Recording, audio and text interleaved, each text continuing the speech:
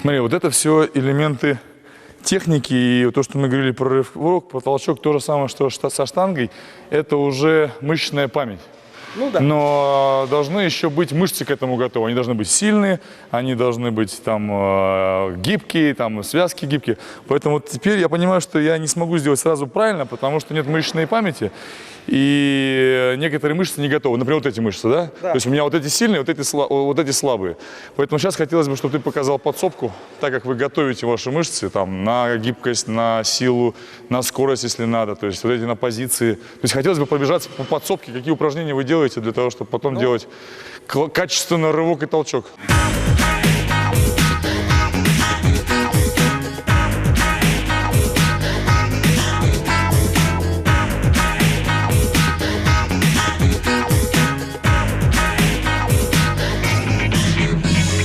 Подсобка, она и складывается из тех упражнений, которые приблизительно повторяют работу с мышцами, работу мышц. То есть для того, чтобы вот эти упражнения максимально качественно влияли на результат в упражнениях уже с гирями, нужно их делать примерно в том же режиме. То есть та же стойка. Да, допустим, да, я тебя абсолютно понимаю. Упражнения со штангой, если абсолютно мы возьмем, понимаю, о чем ты говоришь. То есть мы используем несколько типов работы. То есть обычная работа, там, допустим, полуприседы. Есть медленные, статодинамическая медленная работа. Она помогает мышцам включать вот эти вот выносливые именно силовые волокна. То есть силу выносливых волокон она развивает, вот эта статодинамика. То есть мы садимся на уровень второго подседа, ниже не нужно нам это. Выходим наверх, но не расслабляем ноги. Снова садимся. Постоянно держишь их в этом, да, напряжении? То есть идет постоянное напряжение. То есть какое-то время мы работаем так, а после этого даем взрывную работу. То есть в одной тренировке? В одной. Прямо в одном сете. В одном сете, да? Да, то есть без отдыха. То есть мы заканчиваем статодинамику, сразу начинаем взрыв. А ну, Взрыв, что за комбинация? Третий вариант. Это вот такие полуприседы, как полупрыжки. То есть мы имитируем наше выталкивание. То есть вот раз, раз. Идет импульсное движение вверх, короткое. Пам! То есть мы недолго вот так вот пытаемся подняться. Именно вопрос в том, чтобы это было резко. Раз, раз. То есть ты хочешь сказать, что вот такой работы достаточно для того, чтобы тренировать ваши ноги на взрыв? Да. То есть вот это вам делать не надо? То, что штангисты делают? У нас нету таких углов. Мы оттуда никогда не поднимаемся. У нас углы всегда вот короткие. Вообще идея подъема гири заключается в том, что центр тяжести собственный не должен низко уходить никогда. Потому что иначе нам не только гири надо поднять, но еще и себя. Я понимаю. Идея в этом. У нас очень много повторений. И если мы каждый раз будем поднимать себя высоко, то, конечно, будет тяжело. Окей, то есть давай возьмем сейчас гриф. Стойку желательно выбрать такую, которая у нас будет была в работе с гирями. Ну смотри, у тебя сейчас ноги как в рывке или как в толчке стоят? В толчке. Как в толчке, да? Конечно. Ну, в рывке, например, стойка такая же. Мне удобно, потому что я рву с ноги на ногу, и мне удобно передвигаться. Поэтому стойка достаточно широкая у меня в рывке. Ну, давай. То есть вот мы пошли.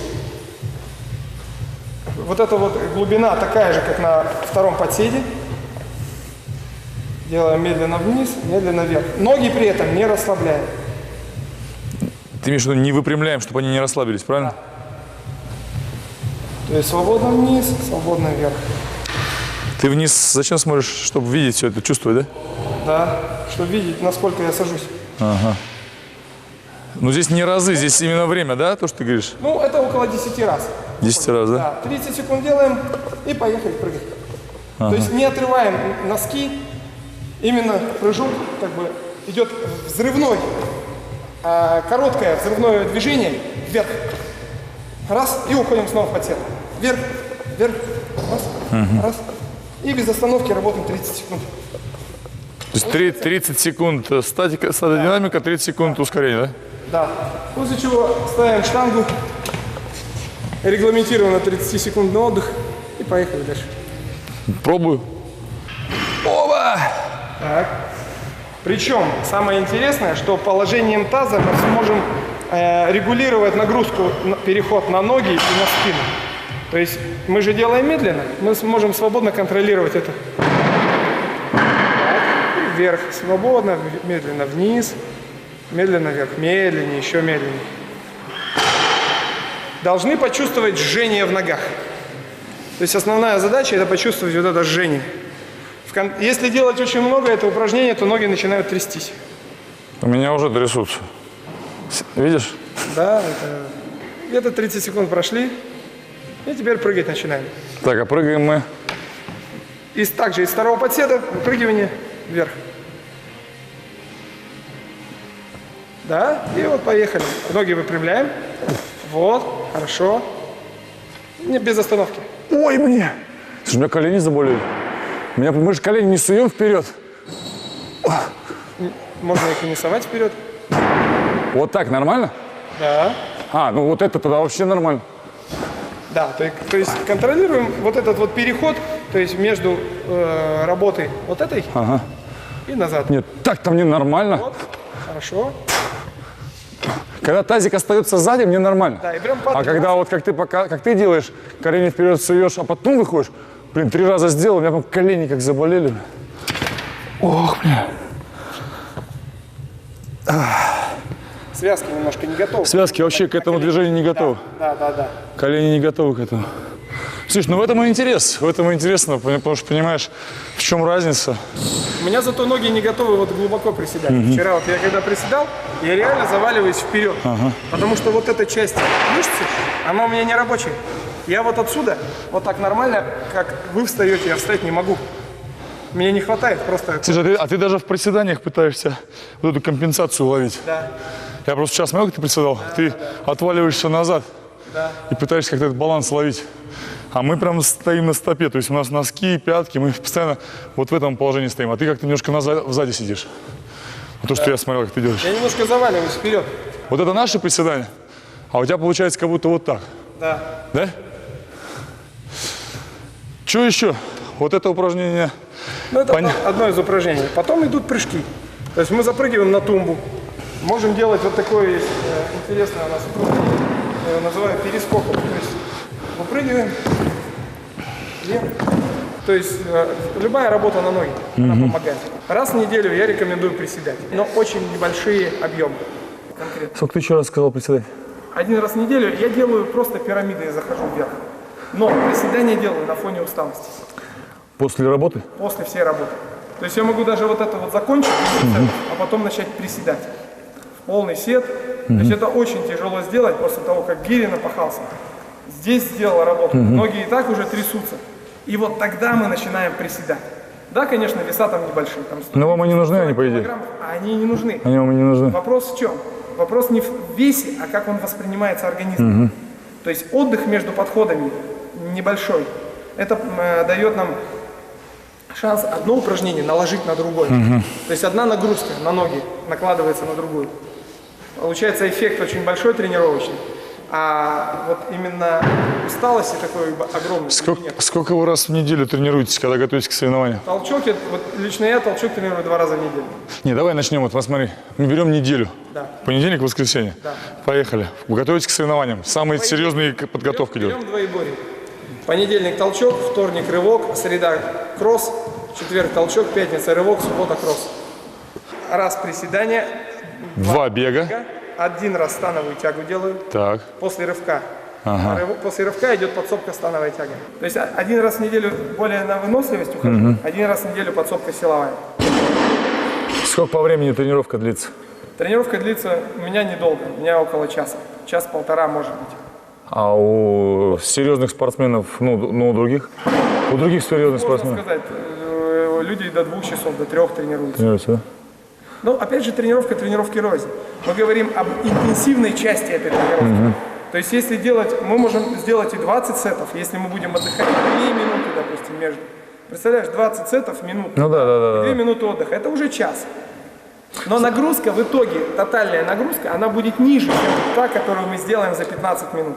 Скажи мне, пожалуйста, а вот есть у вас эти, как они называются, циклы, когда вы сначала сидите на базе, как бы набираете базу, физуху, а потом переходный период на классику, на скорость и так У далее? нас очень сложно с этим, потому что соревновательный период у нас достаточно глубокий такой, конкретный. Ты имеешь в виду обширный? То есть Да, в долгий феврале такой, да? начинается и в ноябре заканчивается. Поэтому у нас, в принципе, вот этого времени, когда мы реально набираем базу, он у нас, этот период, он такой как бы размытый. Мы просто какое-то время скидываем нагрузку с гирь, то есть берем легкие гири, делаем то же самое, только гири не 32, там 34, 28 там, килограмм, а это гири 20, 24, 26 килограммов. То есть такие же примерно тренировки, да, но вот этой вот с гирями нагрузки нет. В это время мы больше тратим на ОФП. Ну вот сейчас ты весишь 11, а если тебе надо бы, например, готовиться к чемпионату мира, ты бы стал вес набирать? Нет. Вес хороший. Вот у каждого человека должен быть свой оптимальный вес. При работе на выносливость это очень важно. Потому что если сердечной мышцы не хватает для того, чтобы протолкать кровь, Я абсолютно понимаю, о то чем ты говоришь. у нас просто будет задержка. Особенно это важно в тяжах. Легкие весовые категории, они так не ощущают, у них выносливости и так достаточно. У них проблема именно вот с этим вот взрывным импульсом, потому что его не хватает. Они не могут так часто делать этот взрыв, соответственно, темп выполнения работы ниже. А у тяжа проблема одна – это сердце. То есть вот это вот протолкать кровь и при этом не устать – это проблема.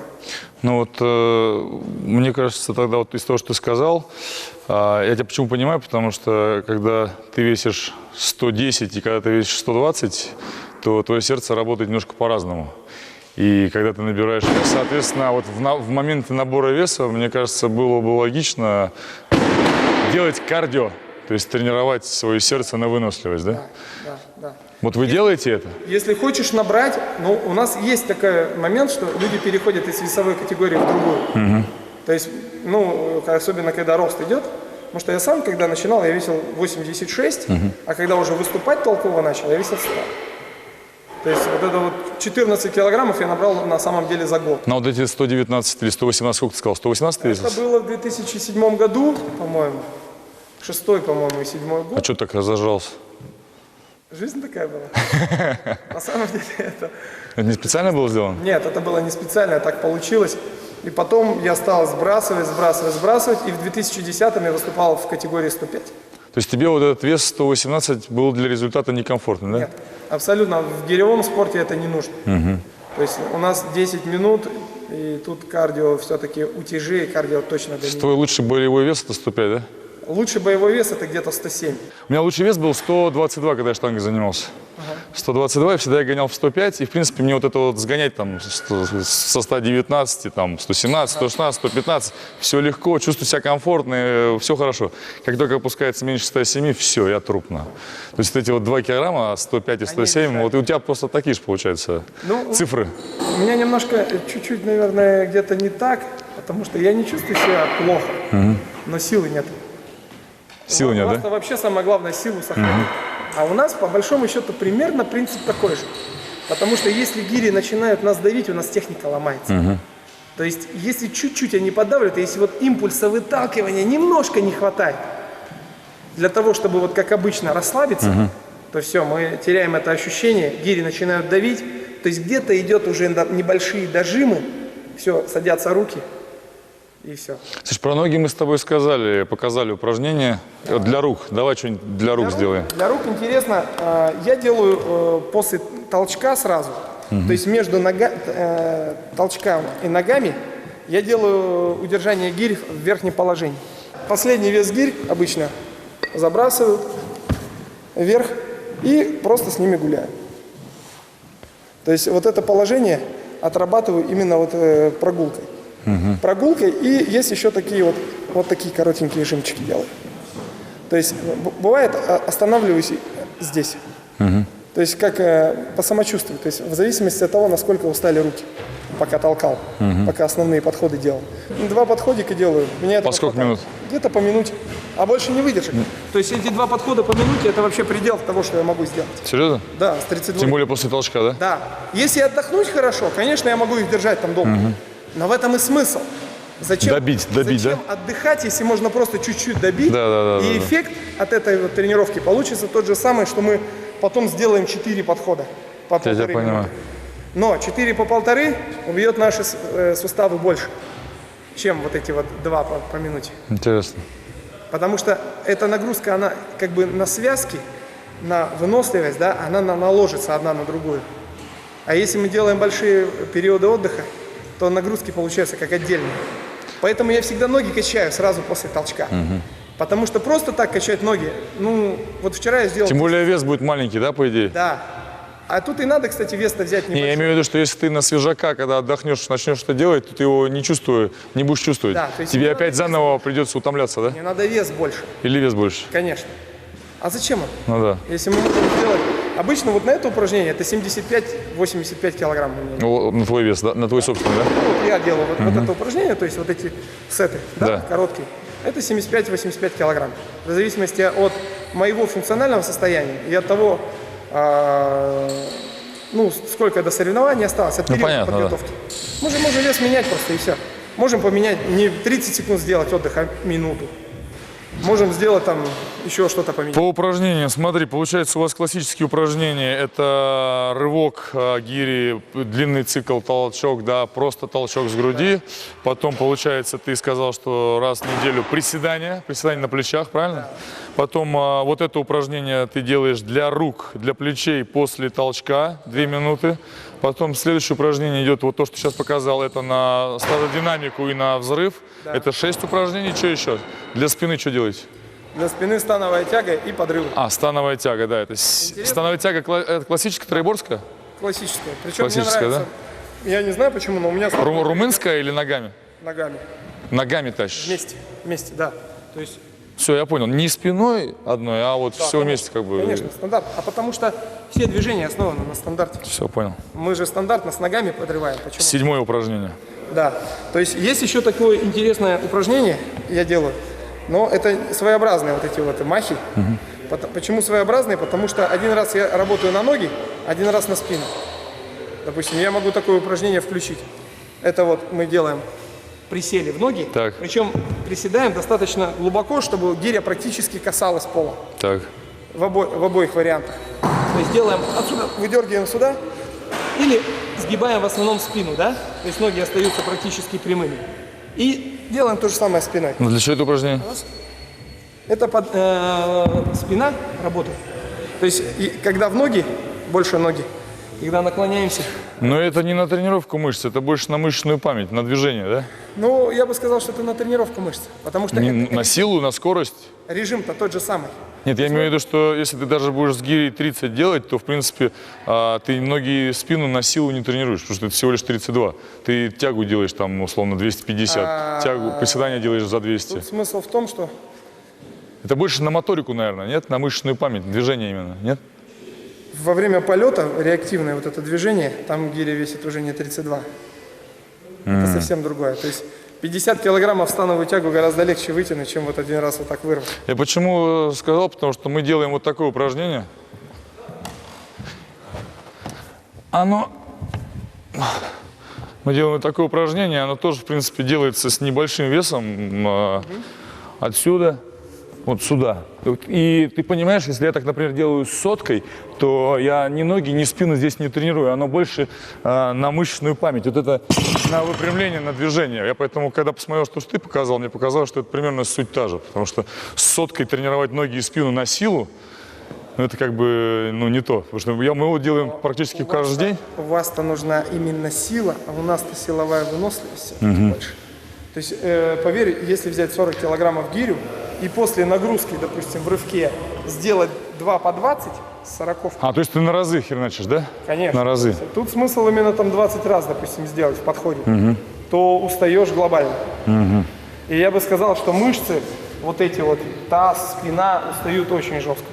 То же самое мы делаем подрывы. Обычные подрывы, причем я подрывы делаю, для меня подрыв это когда мы выдергиваем гирю примерно до уровня головы. Потому что многие считают почему-то подрывы это вот это вот. Потому что я вообще не понимаю, тут ничего не работает. Вот когда мы вот это делаем, мы просто переносим весь тело справа. Это просто маятник. Конечно. Но разве вот это подрыв? То есть вот тут у нас ничего не работает. Абсолютно. А вот если мы уже делаем, включаем ноги, вот это уже становится подрывом. Раз. Таким же образом мы делаем силовые подрывы. То есть опускаем гирю специально ниже. Раз. Ну да, здесь ты уже включаешь все тело в работу, Здесь да? мы уже включаем в работу мышцы совершенно по-другому.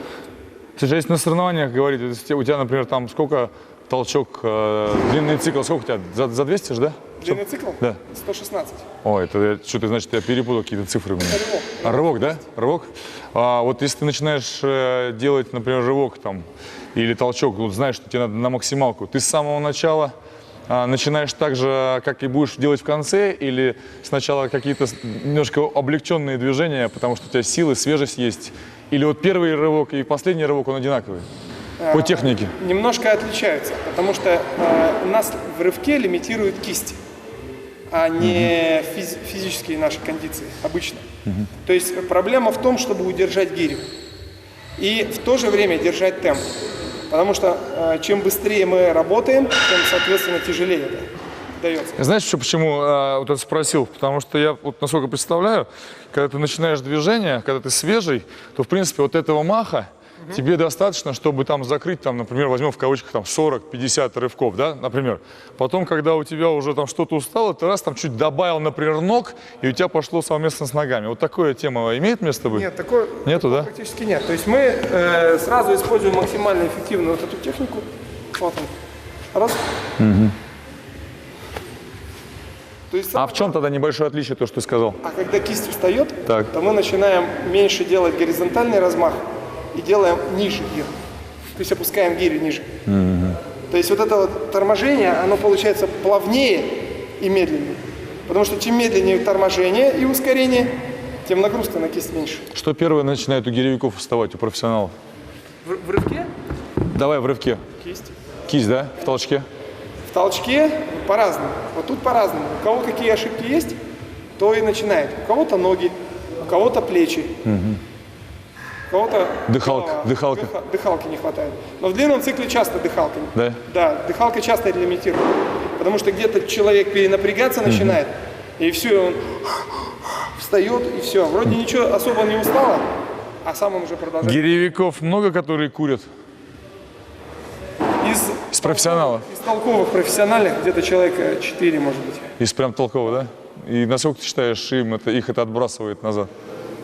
Но я считаю, 5% они точно теряют. Теряют, да? Да. Те, кто стабильно курят, конечно, мы все время пытаемся развить нашу вот именно усвоение кислорода в организме, да, и мы тут же закрываем пленкой легочные вот эти вот шарики. Соответственно, обмен, уменьшая площадь соприкосновения воздуха с кровеносными сосудами за счет вот этой сажи, которая остается, да, внутри. Смола. Смола, вот это вот, Ну, понятно. то мы, естественно, площадь сокращаем, соответственно, и уменьшаем перенос кислорода. И Ну, пусть курят. Давай еще, смотри, мы закрыли с тобой 7-8 упражнений. Давай еще до 2 добьем еще. Есть еще интересно, есть еще кисти. Что на В кисти? рывке мы работаем на кисти. Что интересно, да? Для кистей мы используем не гири. Не гири? Нет. Почему? Гиря – это снаряд, который не крутится. Давит и давит. Мы используем штангу. Можем делать просто вот такие вот легкие закаты. У гиревиков сильные кисти? Не совсем. Не совсем? То есть с армлифтерами вы не зарубитесь? Нет. Есть те, которые имеют действительно мощные кисти, потому что не умеют держать гирю. Опять же. Тут надо ее удержать, то есть не надо ее давить. Ее надо просто держать, чтобы она не вылетела. Придерживать? Конечно. Тут вот это вот рассчитать, вот эту силу, с которой надо держать, в этом искусство заключается. А не в том, чтобы, допустим, зажать ее и что-то там пытаться поднять. 9 упражнений. И очень интересно, у меня есть в зале крутящийся турник. Он примерно, как сказать, он моделирует. Скажи, сколько человек оттуда упало? Да нисколько не упало. Ни одного? Что, все знали, что он крутится? Ни разу не было, чтобы запрыгнул просто попробовать, не было? Ну, я не знаю, я не видел. То есть мы делаем просто простые удержания. Ну, обычно я использую плинты. Раз, поднимаю какой-то достаточно тяжелый вес, в котором я просто могу удержать несколько секунд. То есть держу, и штанга выкручивается, падает у меня. Подожди, ну это опять на кисти, да? Да. На кисти, да? Есть еще переносим гантели. Опять же гантель, потому что гантели крутятся, гири не крутится. Гири просто выдавливают мозоли. То есть, когда мы уже отработали в рывке, мы добиваем этими упражнениями. И кожа начинает гореть, очень некомфортно, если каждый день она будет гореть, да, и мы еще гирями начинаем понятно, добивать. да. То есть мы берем, а гантели, они так не жгут мозоли. То есть, потому что гантель, она просто выкручивается из пальцев.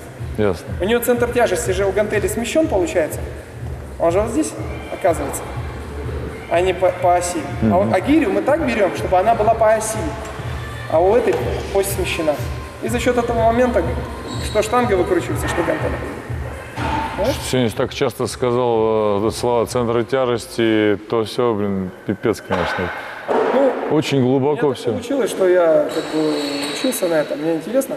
У меня первое образование инженерное, второе физкультура.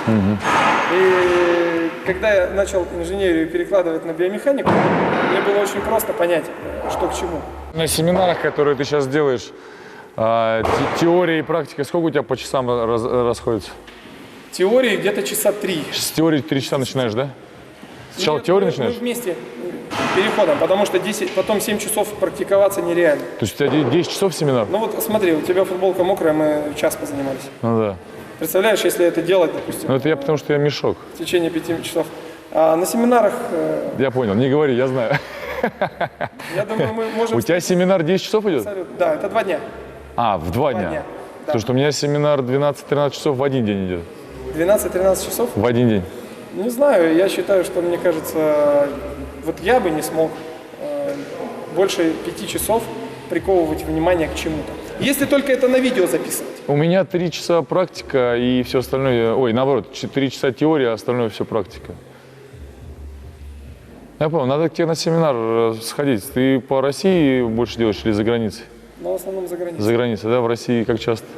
В России, ну, пока было 3 штуки. Давай у нас в зале сделаем. Легко. Давай. Легко, абсолютно.